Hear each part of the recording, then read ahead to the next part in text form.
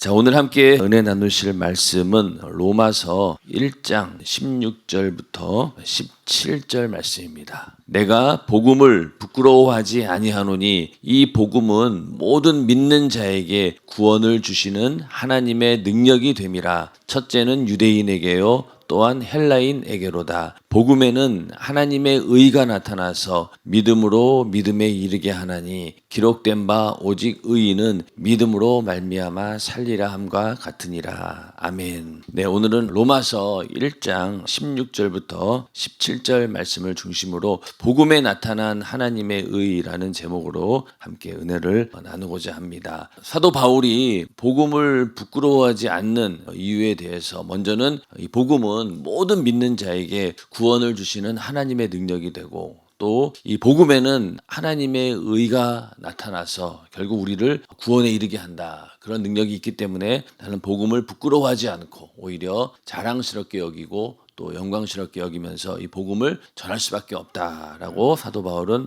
말씀을 하고 있습니다. 복음을 구원을 주시는 하나님의 능력이다라고 이렇게 얘기하고 있는데, 복음이 왜 과연 하나님의 능력인가? 원래 복음 그러면은 하나님의 은혜로 우리가 구원을 받았다, 이렇게 하나님도 말씀을 하고 계시지만은 사도 바울은 여기서 은혜라고 하는 말 대신에 능력이라고 하는 말을 사용하고 있습니다. 그래서 복음이 왜 하나님의 능력인가? 그것은 바로 예수 그리스도의 십자가의 사건 때문에 그렇습니다. 왜냐하면 빌립보서 2장 6절 8절에도 그가 근본 하나님의 본체시고 또 하나님과 동등된 분이셔요. 삼위일체 한 위가 되시는 하나님이십니다. 그런데 그 하나님의 아들이 하나님 아버지와 동등됨을 취할 것으로 여기지 않고 모든 영광을 다 등을 지고 자기를 완전히 부인하신 겁니다. 그게 바로 능력인 거죠. 능력인 겁니다. 그래서 그것이 능력이고, 또 피조물, 종의 형체로까지 자기를 낮추신 거죠. 하나님의 아들이고 말씀으로 하나님과 함께 계시던 분이 그 말씀이 육신이 되어가지고 인간의 모습으로 왔는데, 인간의 모습으로 온 이유가 대속 제물로 드리기 위해서, 죽기 위해서 자신을 피조물, 종의 형체로까지 낮추셔가지고 오신 거예요. 생각해 보세요. 하나님의 아들이신데, 하나님이신데 인간의 육신을 입고 산다고 생각해 보세요. 얼마나 깝깝하겠습니까? 만약 여러분들이 속은 사람인데 겉은 개나 고양이로 산다고 생각해 보세요. 얼마나 이게 거추장스럽고 불편하고 금방이라도 벗어버리고 싶고 그렇지 않겠습니까? 예수님도 마찬가지로 인간의 모습으로 오긴 왔지만은 인간이지만은 죄가 없는 하나님의 아들이시기 때문에 육신을 입고 있는 것 자체가 엄청난 불편함이고, 그래서 예수님께서도 이 땅에 내가 머리 둘 곳이 없다라고 하잖아요. 육신을 입고 왔지만은 그만큼 자기를 낮추셨다는 겁니다. 그리고 심판자이신 그분이 인간에게 재판을 받으시고 또 사형 판결을 받으시고 그렇게 해서 죽으시기까지, 그 모든 것들이 하나님의 능력이 아니고는 할 수 없는 일입니다. 거룩하신 분이 가장 이렇게 부패한 인간에 의해서 죽으신다, 이것 자체가 능력이라는 거예요. 이게 엄청난 능력이죠. 내가 가지고 있지만은 쓰지 않는 절제의 능력, 이렇게 얘기하지 않습니까? 이게 더 큰 능력이에요. 그래서 이런 능력이 있기 때문에 복음이 바로 하나님의 능력이다. 더 나가서 이 전능하신 창조자가 피조물로 오셨기 때문에 그것은 바로 겸손의 능력이고, 또 인간에게 조롱과 멸시와 죽임을 당하는 그런 희생의 능력이고, 또 더 나가서는 죄와 사망의 권세를 이기는 영적인 능력이 바로 이 십자가의 사건 가운데 있는 것입니다. 그러니까 마귀는 처음에 예수를 십자가에 매달아 죽일 때 얼마나 무능한 모습으로 보였겠어요. 그러니 제자들이 다 도망갔죠. 만약에 거기서 정말로 제자들이 원했던 것처럼 그 자리에서 로마의 군인들을 무찌르고 그냥 멋있게 메시아로서 자기 모습을 드러냈다라고 하면은 도망가지도 않았을 겁니다. 그런데 거기서 아무런 힘도 쓰지 못하고 아주 무력하게 마치 도살장에 끌려가는 양처럼 그렇게 묵묵하게 그냥 다 그 고통을 다 받아들이고 있으니까 얼마나 나약해 보였고 또 무능해 보였겠냐는 거예요. 그런데 결국 예수님께서는 십자가에서 부활하심으로 인해서 사망의 권세를 이기는, 그래서 마귀 역사를 멸하는 그런 엄청난 능력이 예수님의 십자가의 사건과 부활 사건에서 나타나게 됩니다. 그렇기 때문에 결국은 그것을 위해서 끝까지 참으신 거죠. 참으시고 인내하시고 또 때리면 맞으시고 또 조롱하면 조롱 받으시고 그렇게 해서 끝까지 참으시고 결국 그 십자가의 사건으로 인해서 죄와 사망의 권세를 이겨서 우리 모든 인류의 죄를 싹 다 사해 주게 되고 그리고 마귀 역사를 완전히 멸하는 하나님의 그 뜻을 이뤄내는 그것이야말로 어느 누구도 할 수 없었던 그런 엄청난 능력이었던 거죠. 그렇기 때문에 복음은 하나님의 능력이라는 겁니다. 이러한 과정이 있었기 때문에 우리에게 복음이 주어진 거죠. 예수님께서 네 죄를 담당하고 십자가에 달려 죽으시고 부활하셨다. 이제는 죄의 문제가 해결됐다. 너는 이제 죄로 인한 지옥의 형벌을 피할 수 있고 사망에서 나올 수 있게 되었다. 이게 바로 복음 아닙니까? 그 복음의 소식을 전하기 위해서는 하나님께서 엄청난 능력을 나타내셨는데 그 능력이 바로 자기를 부인하고 낮추시고 또 죽으시기까지 겸손과 희생 이 모든 것들이 있었기 때문에 가능했다는 겁니다. 우리가 복음 그러면은 그냥 우리는 거저 받았고 하나님의 선물이라 생각하지만은 그것을 주기 위해서는 하나님의 아들이 죽으시고 엄청난 희생의 대가를 지불하고 우리를 구원해 주셨다는 사실을 우리는 알아야 됩니다. 그래야지 복음이 값싼 것이 되지 않고 정말로 귀한 것이 되고 그렇기 때문에 우리가 그 복음을 부끄러워하지 않고 그 복음을 위해서 목숨을 걸 수 있는 겁니다. 왜냐하면 우리의 목숨값하고 하나님의 아들의 목숨값과 비교해 봤을 때 비교가 안 되잖아요. 이 세상의 모든 인류의 모든 목숨값을 다 보태도 하나님 아들의 죽음하고는 바꿀 수 없는 겁니다. 근데 그런 일을 행하셨으니 우리가 이 앞에서 어떻게 교만할 수 있겠으며 이 은혜에 감사하지 않을 수 있겠냐는 거예요. 우리가 이렇게 얘기 많이 하잖아. 믿음으로 구원받는다. 물론 로마서에서도 대부분 하는 이야기가 믿는 자에게 구원을 준다라고 했으니까 믿음으로 우리는 구원을 받는다. 그래서 이신칭의 그래서 믿음으로 하나님으로부터 의로움을 받는다. 맞아요. 그러나 우리가 구원의 방편이 믿음인 거예요. 우리가 믿음을 가지고 하나님께 나아갈 때 우리는 그 복음을 믿고 구원을 받습니다. 근데 그 믿음의 바탕이 과연 뭐냐는 거예요. 그 바탕에 과연 뭐가 있었냐는 거죠. 하나님의 능력이 있었고 하나님의 은혜가 있었기 때문에 우리가 그것을 믿음으로 받아들이는 것이지 만약에 그게 없다라고 하면 어떻게 되겠어요? 그러니까 우리가 믿음의 대상이 없는 거예요. 그러니까 우리는 믿음으로 구원을 받지만은 그 구원을 이루기 위해서 바탕으로 깔아 놓으신 그게 바로 하나님 능력으로 그 일을 만들어 놓으신 거예요. 그러니까 복음은 그 믿음의 바탕이 되고 토대가 된다는 거죠. 복음이 있었기 때문에 그걸 믿고 우리가 그것으로 구원을 얻을 수 있는 거라는 거죠. 내가 믿음으로 인해서 구원받았다라고 하지만은 그 믿음이 과연 어디서 오냐는 거예요. 바로 복음에서 온다는 거예요.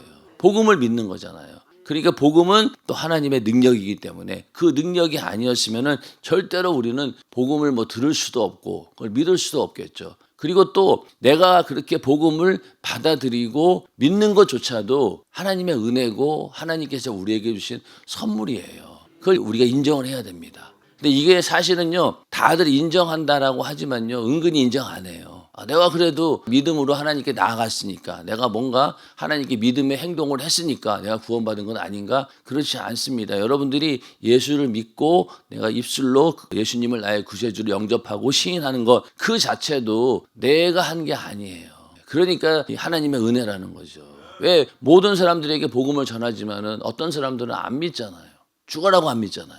그런데 나는 또 감사하게도 그 말을 듣고 복음을 듣고 믿었어요. 그러니까 이게 과연 내 의지고 내가 판단하고 내가 결정한 일인가요? 아닙니다. 하나님의 은혜고 성령이 아니고는 예수를 그리스도로 시인할 수 없다라고 했기 때문에 성령께서 강권적으로 역사하신 거예요. 감사하게도. 그래서 우리는 복음을 듣고 믿게 되었는데 그 복음을 위해서 하나님의 아들이 이렇게 엄청난 희생을 감당하시고 겸손의 능력으로 복음을 우리가 주신 겁니다. 그래서 복음을 구원을 주시는 하나님의 능력이다라고 사도 바울은 말을 하고 있습니다. 또 17절에 가서 복음에는 하나님의 의가 나타나서 믿음으로 믿음에 이르게 하나니 기록된 바 오직 의인은 믿음으로 말미암아 살리라 함과 같으니라. 사실 이 17절 말씀이 로마서의 가장 중심 내용이기도 합니다. 오직 의인은 믿음으로 말미암아 살리라.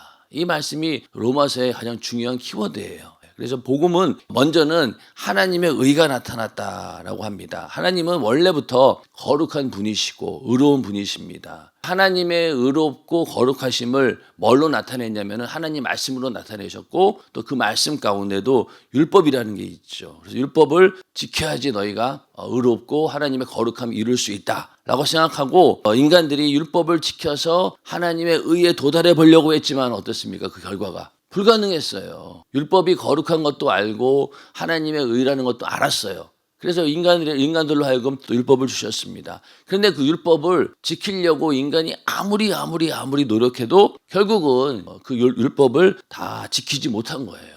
못 미친 거예요. 하나님 말씀 앞에 의인은 없나니 하나도 없다라고 하는 것이 율법으로 인간을 봤을 때의 결론이에요. 하나님의 거룩함, 하나님의 의로움으로 봤을 때 인간은 의인은 하나도 없고 없나니 하나도 없다. 이게 결론인 거예요. 의사가 처방하기를 너희는 가망성이 없어. 인간은 어차피 싹 다 의로울 수가 없고 다 죄인이다. 이게 결론인 거예요. 하나님의 거룩함과 의 앞에는. 맞습니까? 그러니까 아무리 율법을 내가 지키려고 노력하더라도 결국 나중에 가서는 한계에 부딪히는 거예요. 율법 613가지 중에서 하라 하지 말라 명령이 613가지인데 그 가운데서 내가 612개를 지켰는데 막판에 한 개 못 지키면 다 우르르 무너지는 게 율법입니다. 그러니까 완벽할 수가 없는 거예요, 인간이. 그러니까 결론이 뭐냐? 율법을 지켜서는 하나님의 의에 도달하지 못한다는 거예요. 그러면 여기서 복음에는 하나님의 의가 나타났다고 하는데 과연 여기서 말하고 있는 하나님의 의는 무엇이냐? 바로 하나님을 만족시키는 의를 말하는 거예요. 자, 물론 율법 하나님이 직접 하신 말씀이니까 당연히 거기에 의로움이 있겠지만은 그걸로는 하나님께서 만족하지 못해요. 왜? 인간과의 관계 속에서. 인간에게 율법을 주어져서 만약에 율법을 인간들이 잘 지켜서 구원을 받았다라고 하면은 하나님도 만족하셨겠죠. 근데 그게 안 된다는 거예요. 율법을 가지고는 인간이 의롭게 될 수 없고 하나님께서 그것에 만족할 수 없는 거예요. 여기서 말하는 복음에 나타난 하나님의 의는 인간으로서 하나님의 요구와 요청을 만족시킬 수 있는 의여야 된다는 거예요. 이해가 되십니까? 하나님은 하나님이 가지고 있는 원래의 그 의의 기준으로 봤을 때 인간은 도달할 수가 없는 거예요. 그러니까 하나님께서 자기 자신도 만족시키고 인간으로서 하나님의 요구와 요청을 만족시킬 수만한 의가 있어야 되는데 그 의가 바로 뭐냐? 복음이라는 거예요. 율법 가지고는 인간이 의롭게 될 수 없는 거예요. 그래서 하나님께서 복음의 그런 의를 나타내신 겁니다. 그래서 로마서 3장 20절부터 22절에 정확하게 그 의미가 나옵니다. 보면은 그러므로 율법의 행위로 그의 앞에 의롭다 하심을 얻을 육체가 없나니 율법으로는 죄를 깨달음이니라. 자, 율법으로는 우리의 죄를 다 찾아내고 깨달을 수 있지만은 그 율법의 행위로는 의롭다 하심을 얻을 육체가 없다는 거예요.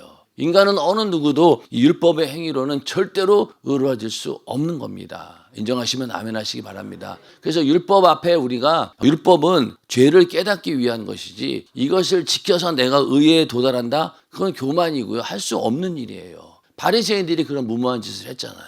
결국 끝까지 자기네 의를 주장했잖아요. 그 사람들은 회개를 안 합니다. 그리고 이 율법으로 뭔가 의로워지려고 노력했지만은 결국은 예수님 앞에서 그 마음속에 있는 죄는 어떡할 거냐. 그 한마디에 대해서 대답하지 못했고 율법으로는 인간이 의로워질 수 없는데 그들은 의로워지려고 했기 때문에 문제가 생긴 거죠. 율법의 행위로는 의롭다 하심을 얻을 육체가 없나니 율법으로는 죄를 깨닫는다는 거예요. 이제는 율법 외에 하나님의 한 의가 나타났으니 율법과 선지자들에게 증거를 받은 것이라. 율법 외에 하나님의 한 의가 또 나타났다는 거예요.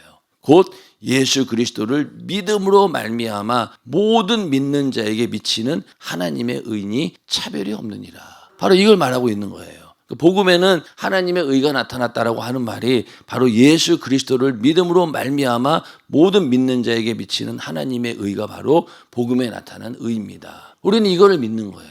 율법을 지켜서 내가 의로워진다. 이거는 아니라는 겁니다. 할 수도 없다는 거예요. 그러니까 어떻게 되느냐? 율법을 통해서 네가 죄를 깨달았느냐? 그러면은 그 죄를 어떻게 할 건데? 만약에 복음이 없다라고 하면은 그 죄를 가지고 해결할 길이 없잖아요. 그런데 예수 그리스도를 믿음으로 말미암아 예수님께서 이 죄를 다 사해 주셨습니다라고 하는 그런 믿음을 가지고 나가게 되니까 죄를 사함 받게 되고 우리는 하나님 앞에 의로워지는 거예요.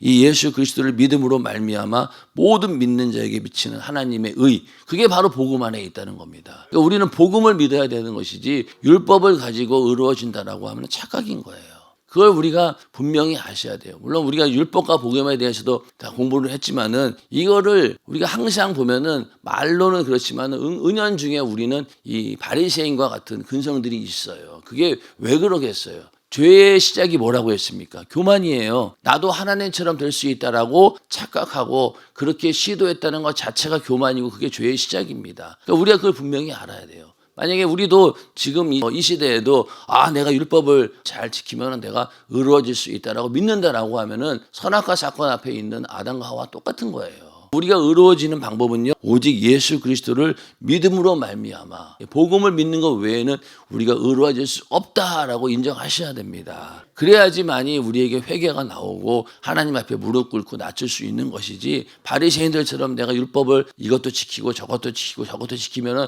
내가 의로워지겠지. 물론 우리가 하나님 말씀대로 산다라고 하는 것은요, 사전에 죄를 짓지 않기 위해서, 죄를 유산시키기 위해서 먼저는 하나님 말씀대로 철저하게 살아야 되는 거예요. 그러다가 살다가 안 되는 부분에 대해서는 우리 은혜로 살아야 되는 거예요. 그게 바로 복음의 능력입니다. 여기서 어느 누가 하나님 말씀대로 완벽하게 살 수 있습니까? 없어요. 없습니다. 눈만 뜨고 고개만 돌리면 죄를 짓는 게 우리 인간이죠. 그리고 죄라고 하는 것이 하지 말라라고 하는 율법, 그거를 내가 안 했다라고 해서 의롭습니까? 하라고 하는 명령도 있잖아요. 내 이웃을 내 몸과 같이 사랑하라고 했는데 그 말씀 앞에 내가 이 말씀을 완벽하게 지켰다라고 자신 있게 말할 수 있는 사람이 누가 있냐고요? 있습니까? 없습니다. 없어요. 옆에 있는 가족들도 사랑하지 못하는데 이웃까지 사랑 못하죠. 그렇기 때문에 우리는 율법 앞에 어느 누구도 율법으로는 안 된다는 거예요. 율법은 안 된다. 그러니까 믿음으로 된다는 거예요. 복음에 나타나는 하나님의 의는 하나님이 만족해야 되는데 율법으로 인간에게는 만족함을 줄 수가 없었던 거예요. 왜? 인간이 그 율법의 요구를 이루지 못하기 때문에. 그래서 또 다른 의가 있었는데 그게 바로 예수 그리스도를 믿는 그 믿음이라는 겁니다. 그래서 빌립보서 3장 9절에도 내가 가진 의는 율법에서 난 것이 아니요 오직 그리스도를 믿음으로 말미암은 것이니 곧 믿음으로 하나님께로서 난 의라. 똑같은 얘기죠. 믿음으로 우리는 하나님께로서 난 의, 이것을 붙들어야 된다는 거예요. 그래서 이 로마서 8장 3절 4절에도 율법이 육신으로 말미암아 연약하여 할 수 없는 그것을 하나님은 하시나니. 율법이 육신으로 말미암아 우리는 연약하기 때문에 그 율법의 요구를 이룰 수가 없어요. 율법의 요구를 이룰 수 없어요. 그런데 그걸 누가 한다고요? 하나님은 하신다는 거예요. 어떻게 했냐? 죄를 인하여 자기 아들을 죄 있는 육신의 모양으로 보내어 육신의 죄를 정하사. 그러니까 그 아들을 십자가에 매달아 죽임으로 인해서 인간의 모든 죄를 거기다가 다 전가를 시킨 겁니다. 그래서 육신을 쫓지 않고 그 영을 쫓아 행하는 우리에게 율법의 요구를 이루어지게 하려 하심이니라. 분명히 율법은 우리 인간들로 하여금 요구하는 바가 있어요. 뭘 요구합니까? 죄값은 사망이다. 너 이것도 죄고 저것도 죄야. 계속 우리에게 죄를 지적해 줍니다. 그러면은 그래 난 이거는 지켰어. 요것도 지켰고 요것도 지켰어. 근데 계속 들이미는 거예요. 이거는. 그럼 나중 가서는 감당할 수 있냐고요. 거기서 무너지는 거예요. 안 된다는 겁니다. 그런데 그 예수님께서 십자가에 달려 죽으시고 우리의 죄의 문제를 해결하는 순간 어떻게 됐다고요? 율법의 요구를 이루었다는 거예요. 율법의 요구 가운데 너는 죄값은 사망이야. 이거 죄지. 그 가운데서 다 걸렸어요. 율법의 요구로 인해서 다 죽게 된 겁니다. 죄값은 사망이니까. 그런데 하나님의 아들이 십자가에 달려 죽으심으로 인해서 죄의 문제가 해결되었어요. 그러면 율법이 계속 너는 죄인이다라고 정죄하지만 우리는 거기서 예수의 피의 공로를 가지고 나는 의로워졌다라고 주장하는 순간 거기서 나올 수 있는 거예요.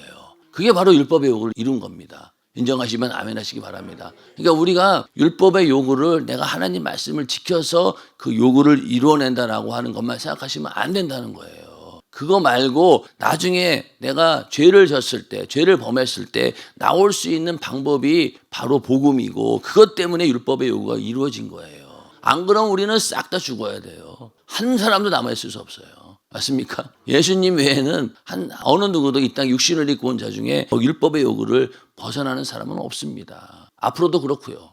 그러니까 우리는 오직 뭘로 살아야 되는 거예요? 이 복음으로 살아야 되는 거예요.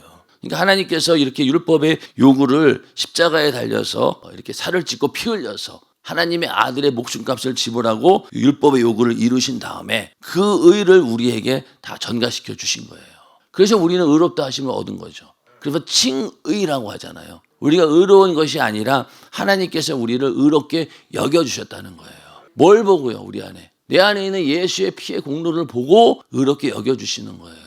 다른 거 없어요. 참 찬양 맨날 하시잖아요. 우리 영원토록 내 예수의 피밖에 없네. 나의 의는 이것뿐 예수의 피밖에 없네. 그렇게 찬양을 하면서 우리는 자꾸만 그 예수의 피의 공로 그것을 의로 가지고 나와야 되는데 내가 좀 뭘 했다고 내가 그래도 뭐 공예배도 잘 나오고 뭐 기도 모임도 잘 나오고 그리고 11조도 잘 내고 뭐 감사원금도 잘 내고 이 정도면 잘하고 있는 거 아닌가? 그러다 보니까 자꾸만 내 의가 예수의 피의 공로가 아니라 내가 하고 있는 율법대로 살고 있는 이 모습을 자꾸만 하나님께 그걸 의로 내세우려고 하니까 문제가 되는 겁니다. 그게 아니에요. 우리의 의는 뭐밖에 없다고요? 예수의 피밖에 없어요.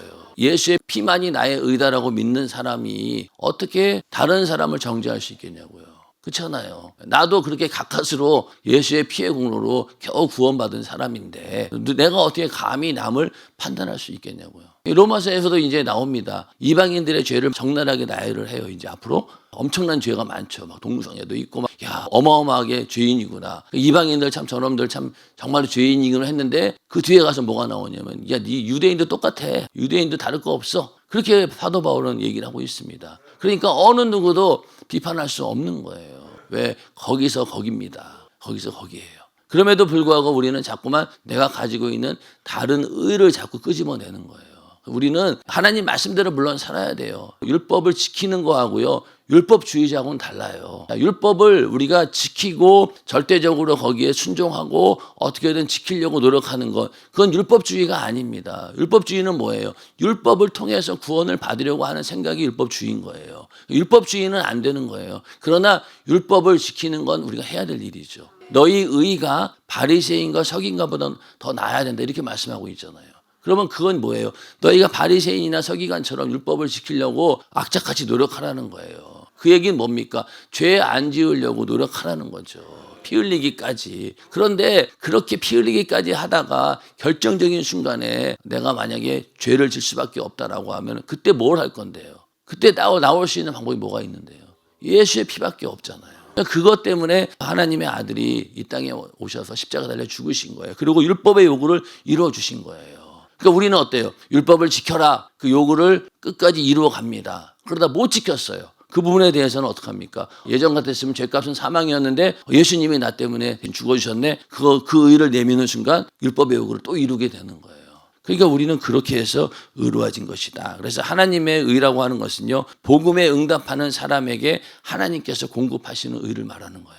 이제는 복음을 믿는 자들, 믿음을 통해서 하나님께로부터 온 의가 바로 하나님의 의라는 겁니다. 이게 복음에 나타났다는 거죠. 그래서 이렇게 복음에는 하나님의 의가 나타났는데 이제는 믿음으로 믿음에 이르게 하나니, 믿음으로 믿음에 이르게 하나니. 이게 참 말이 쉬우면서도 어려운 말인데, 이 믿음으로 믿음에 이른다라고 하는 말은 구약의 믿음이 이제는 신약의 믿음으로 바뀌었다. 이렇게 해석하는 사람들도 있고, 이제는 약한 믿음이었는데 점점 강한 믿음으로 된다. 그런데 이 말의 의미는 처음부터 끝까지 믿음으로 오직 믿음을 통해서 우리의 구원이 완성된다는 겁니다. 인정하시면 아멘 하시기 바랍니다. 처음도 믿음이었고 끝도 믿음이에요.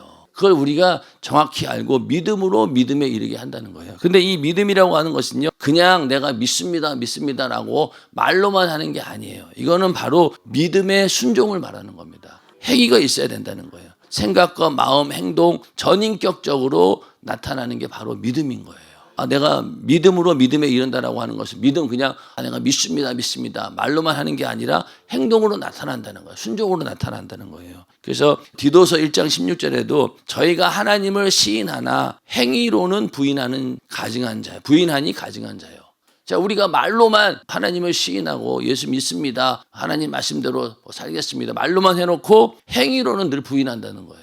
그렇지 않습니까? 내가 이렇게 하겠습니다 해놓고 전부 다 부도나잖아요. 그게 뭐예요? 이 하나님을 시인하면서도 행위로는 계속 부인하는 거예요. 이건 믿음이 아니죠. 그래서 우리가 믿음으로 믿음에 이르게 한다고 했을 때 이 믿음은 순종을 말하는 것이고 생각과 마음, 행동, 전인격적으로 나타나는 겁니다. 이러한 믿음은 하나님께서 주시는 선물이에요. 자, 에베소 2장 8절에 보면은 너희가 그 은혜를 인하여 믿음으로 말미암아 구원을 얻었나니 이것이 너희에게서 난 것이 아니요 하나님의 선물이라. 아멘. 우리 안에 있는 믿음, 이 믿음의 행위 자체도 뭐라고요? 하나님께서 주신 거예요. 선물이에요. 감사밖에 없는 거죠. 우리가 이렇게 믿음에 대해서 이해하면 겸손해질 수밖에 없고 늘 예수의 십자가의 피의 공로 앞에 나갈 수밖에 없어요. 그래서 이게 복음의 능력이 바로 거기에 있는 겁니다. 예수님께서도 자기를 낮추신 것처럼 우리도 복음의 능력을 알게 되면요, 자기를 낮출 수밖에 없어요. 믿음이라고 하는 것이 나에게서 인한 것이 아니고 하나님의 선물이다라고 하는 사실을 우리가 분명히 알아야 된다는 거예요. 결론적으로 믿음은 구원의 조건이 사실은 아닙니다. 내가 믿었기 때문에 내가 구원받았다, 이게 아니에요. 그렇죠? 이미 우리를 구원해 놓으셨어요. 우리가 그것을 받아들이고 회개하고 믿어야 되는 것이지 내가 믿으면 구원이 이루어진다, 이게 아닌 거죠. 이미 구원은 이루어졌어요. 북한에 있는 김정은이나 아직까지 예수 안 믿는 사람들이나 다 이미 죄의 문제가 해결되었고 다 구원해 놓으셨습니다. 그걸 우리가 이제는 믿음으로 받아들여야 되는데 그 믿음으로 받아들이고 하나님께 나아가는 것 자체도 하나님께서 우리에게 주신 선물이라는 거잖아요. 그러니까 우리가 내세울 게 아무것도 없는 거죠. 그래서 이 믿음은 조건이 아니라 구원의 도구요 통로인 거예요. 우리는 감사하게도 그 통로를 지나가게 해주신 거예요.